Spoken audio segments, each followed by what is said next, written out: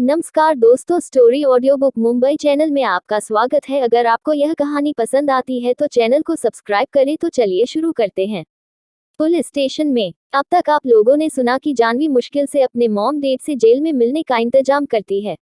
जैसे ही रवीना अपनी बेटी को देखती है, वो दौड़कर उसे गले लगा लेती है और रोते हुए बोली, जानवी बेटा, हमें यहाँ से निकाल लो। उस घटिया लड़की ने हम पर झूठे इल्जाम लगाए हैं, तुम उसे छोड़ना मत।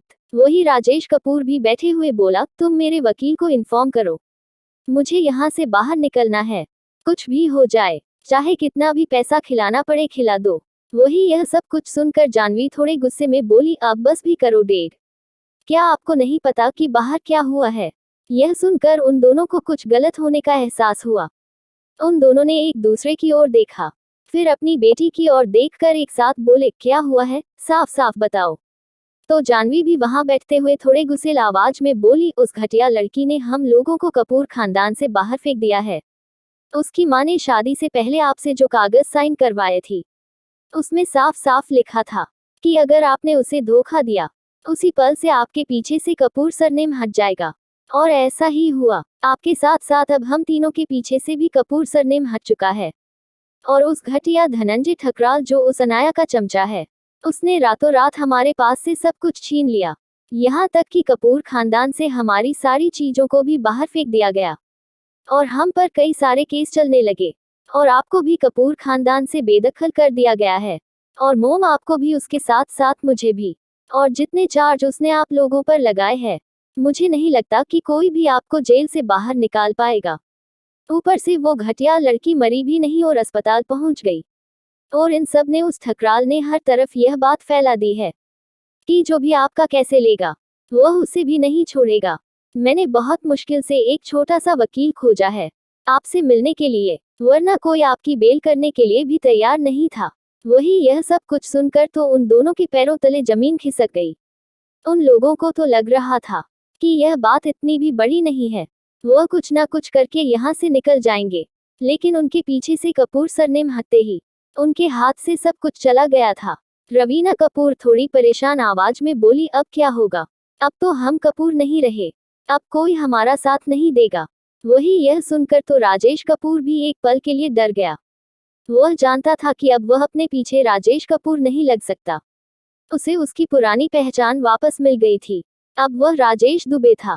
वह जानवी की ओर देखकर बोला, तुम सारे कागजात तैयार करवाओ, मैं अपनी पुरानी पहचान वापस ले रहा हूँ, राजेश दुबे की। अब हमारे पीछे वही सरनेम लगेगा। वही यह सुनकर उन माँ बेटी के पैरों तले जमीन ही खिसक गई। चलिए मैं आपको राजेश दुबे का असली परिचय दे देती हूँ। राजेश दुबे एक मामूली से मिडिल क्लास परिवार से आता था। वह एक छोटे से गांव में पला बड़ा था। उसके सपने बहुत बड़े थे। उसे बिना मेहनत के बहुत बड़ा आदमी बनना था। उसी के लालच में वह मुंबई आया था और उसका यह सपना पूरा किया गीता कपूर ने। लेकिन गीता कपूर ने ही उसे अपना सरनेम दिया और अपना नाम दिया। लेकिन राजेश कपूर की लालच की कोई सीमा नहीं थी।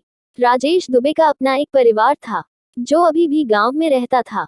उसके बारे में हम आगे जब जरूरत होगी तब जान लेंगे। अभी हम पुलिस स्टेशन में क्या हो रहा है उस बारे में जानते हैं। वही उसकी बात सुनकर जानवी चित्ते हुए बोली, दुबे यह किसकी सरनेम है? और ऐसा कोई बड़ा खानदान तो मैंने नहीं सुना। क्या यह कोई फॉरेन कंट्री में रहने वाला परिवार है या फिर कोई रॉयल परिवार है? वही यह सुनकर राजेश गंभीर होकर बोला, यह मेरा परिवार है। मेरी शादी से पहले सरनेम दुबे ही था, अब हमारी यही पहचान है।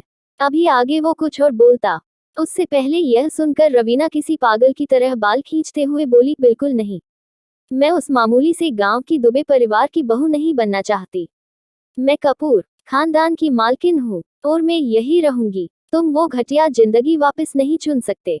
वही यह सुनकर राजेश एक थप्पड़ उसके गाल पर मारते हुए दांत पीसकर बोला, अपनी औकात मत भूलो, तुम मेरी बीवी हो और कपूर सरनेम गीता कपूर का था और उसने हमें दिया था।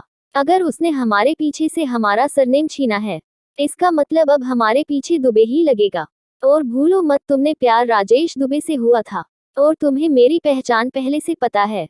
तुम्हारी शादी भी राजेश दुबे से हुई है, क्योंकि राजेश कपूर कभी दूसरी शादी नहीं कर सकता था। यह बार भी गीता कपूर के कॉन्ट्रैक्ट में थी। और तुम मेरी बीवी हो, इसका मतलब तुम रवीना दुबे हो। और यह जानवी दुबे। वही अपने पिता की बात जानवी को भी पसंद नहीं आई। उसे दुबे परिवार के बारे में कुछ नहीं पता था। उसे लगता था कि वह कोई मामूली परिवार होगा। और यह सच भी था। वह एक बस मिडिल क्लास मामूली परिवार था, जो छोटी छोटी चीजों के लिए भी स्ट्रगल करता था। लेकिन वह अपने पिता की बात नहीं टाल सकती थी। ऊपर से अभी उसका करियर भी खराब चल रहा था। अगर उसने पीछे दुबे नहीं लगाया तो उसके पास कोई खानदान ही नहीं बचेगा। तभी जानवी के पास रवीना जाते हुए बोली, प्लीज बेटा तुम कुछ करो, हमें यहाँ नहीं रहना। तुम विशाल से बात क्यों नहीं करती? वह तो तुमसे प्यार करता है। यह सुनकर जानवी का मुंह खट्टा हो गया, क्योंकि कई वक्त से उसने विशाल से बात तक नहीं की थी। वह तो उसका चेहरा तक देखना नहीं चाहता।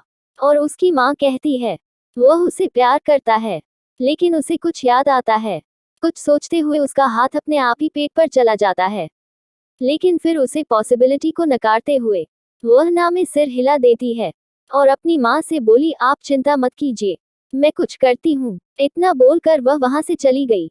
और वहां से जाते ही उसने सीधे ही मेडिकल शॉप से कुछ चीज ली और वह अपने अपार्टमेंट की तरफ चली गई, क्योंकि पहले ही उसे कपूर मेंशन से बाहर फेंक दिया गया था और अनाया ने तो उन लोगों का सामान तक बाहर फेंक दिया था।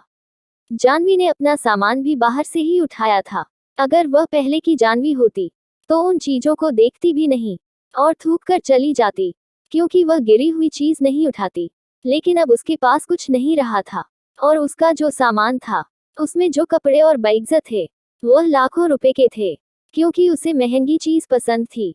अगर वह उन चीजों को बेच भी देती तो वह कई सारे पैसे कमा लेती। इसलिए उसने वह सारी चीज उठा ली। यहाँ तक कि उसने अपने पिता और माँ की चीजें भी उठा ली। भले ही वो चीजें कूड़ेदान में पड़ी थी, हल्की सावित्री दाई जानती थी कि जो भी चीजें उन लोगों ने खरीदी थी वो सभी काफी महंगी थी, खास करके गहने और डायमंड की चीजें। वो उन्हें यह भी पता था कि यह सारी चीजें अनाया के पैसों से ही खरीदा गया था, इसीलिए उन्होंने उन गहनों को संभाल कर रख लिया था। वही जानवी अपने मैनेजर मोहित सूरी की मदद से अपने अपार्टमेंट चली गई थी। दरअसल जब वह एक्ट्रेस बनी तो अपने पैसे इन्वेस्ट करने के लिए उसने 2 BHK का एक छोटा सा अपार्टमेंट खरीदा था। हालांकि वह यहाँ कभी रही नहीं थी, क्योंकि उसे यह काफी छोटी जगह लगती थी और उसके हिसाब से यह उसके स्टैंडर्ड के मैच की नहीं थी। लेकिन अब उसके पास कोई जाने की जगह नहीं थी और यह सिर्फ एक ही जगह थी जहां पर वह रह सकती थी।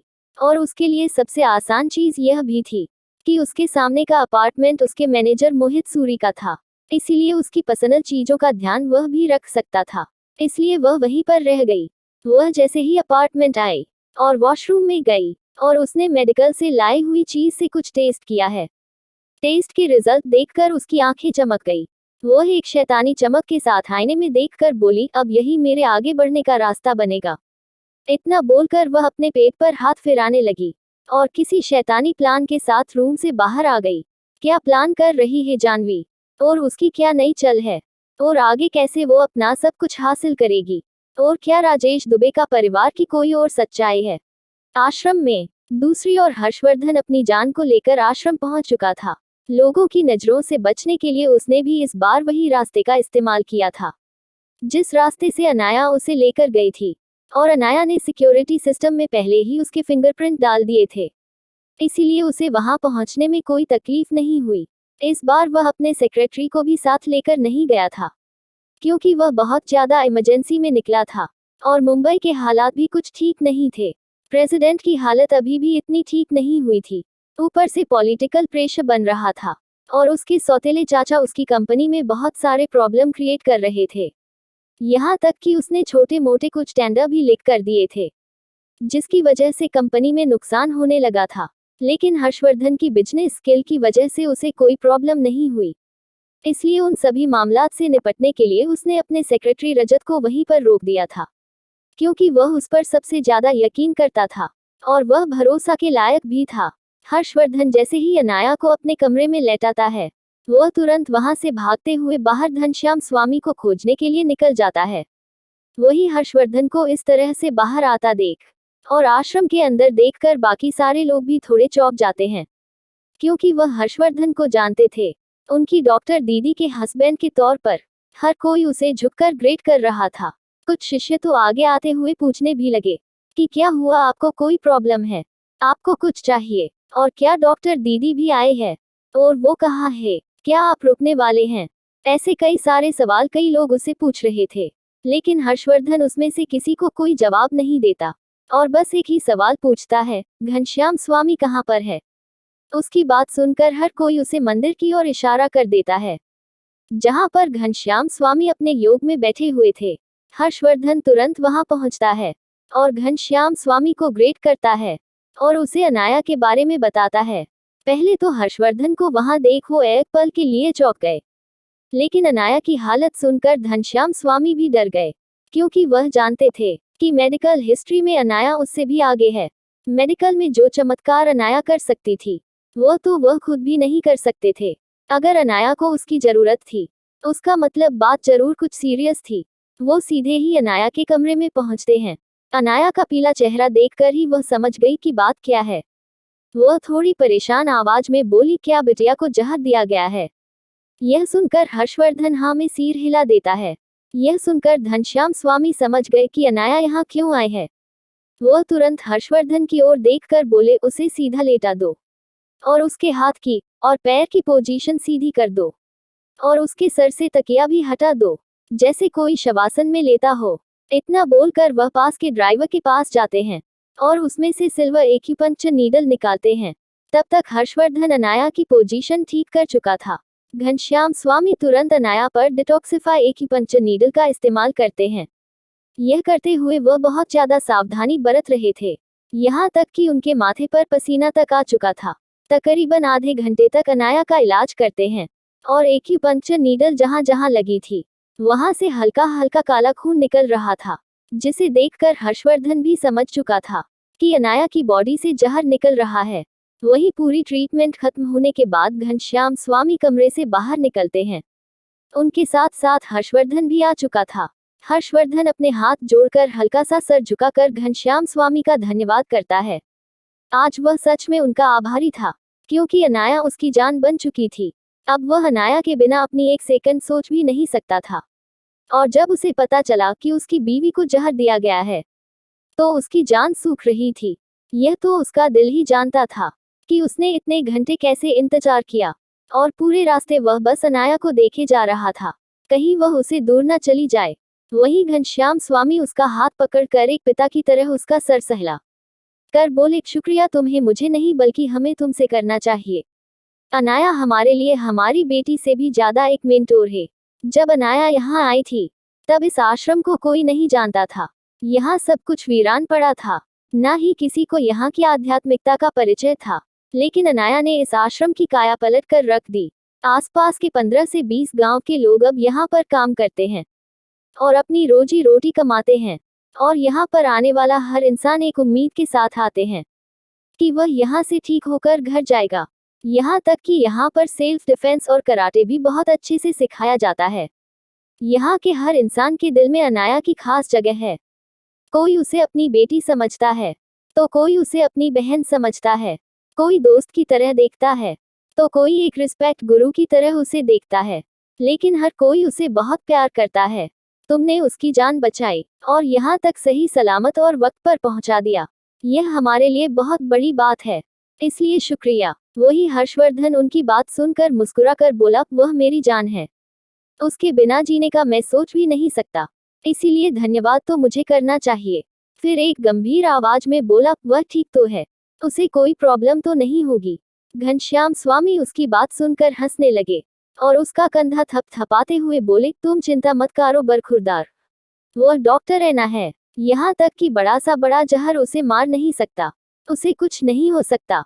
वह अपनी शरीर को सबसे ज्यादा अच्छे से जानती है, और अगर उसके शरीर में यह जहर गया है, तो वह भी उसकी इच्छा होगी, क्योंकि वह किसी भी जहर या जड़ी बूटी को बस महक से पहचान लेती है। तो भला उसे कैसे नहीं पता होगा कि जो चीज उसने पी है, उसमें जहर है। इसलिए तुम चिंता मत करो, वह बिल्कुल ठीक है, और वैसे भी उसकी मर्जी के बिना कोई उसे छू नहीं सकता। लेकिन हाँ, उसके शरीर में हल्की सी कमजोरी होगी, इसीलिए मेरी मानो तो 2 दिन यहीं पर रुक जाओ। यहाँ पर जड़ी बूटियां वाला खाना मिलता है, और उसके शरीर के लिए यह अच्छा है। बस कुछ घंटे में उसे होश आ जाएगा। तब तक मैं किसी के हाथों उसके लिए औषधीय वाला काढ़ा भिजवाता हूँ, ताकि उसके शरीर की ताकत जल्दी से जल्दी वापस आ जाए। वहीं उनकी बात सुनकर हर्षवर्धन भी हाँ में सिर हिलाता है और अनाया के पास वापस चला जाता है। थोड़ी ही दिन में आश्रम का एक शिष्य खाने की ट्राली लेकर आता है, जिसमें हर्षवर्धन के लिए और अनाया के लिए खाना था। तब तक अनाया को भी होश आ गया था। अनाया के शरीर में अभी भी हल्की सी कमजोरी थी। वह बिस्तर के सिरहाने टेक बैठी थी और हर्षवर्धन उसे नाराज होकर देख रहा था।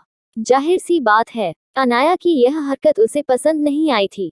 वह जानता था कि उसने यह सब कुछ कपूर खानदान को एक चुटकी में खत्म करने के लिए किया था, ताकि वह एक ही झटके में कपूर खानदान को उसकी औकात दिखा सके और उसे अपने घर से बाहर फेंक दे। इतना बड़ा क्राइम करने के बाद राजेश और रवीना बचने नहीं वाले थे, लेकिन उसके लिए अनाया ने खुद को खतरे में डाला था। यह बात हर्षवर्धन को बिल्कुल बर्दाश्त नहीं थी और यह बात अनाया भी महसूस कर चुकी थी। क्या अनाया की यह हटकर हर्षवर्धन को करेगी गुस्सा? और क्या आगे भी अनाया ऐसे ही अपनी जान को खतरे में डालेगी? क्या इस बार बच पाएगा कपूर परिवार? आगे क्या होगा उनके दुश्मनों के साथ?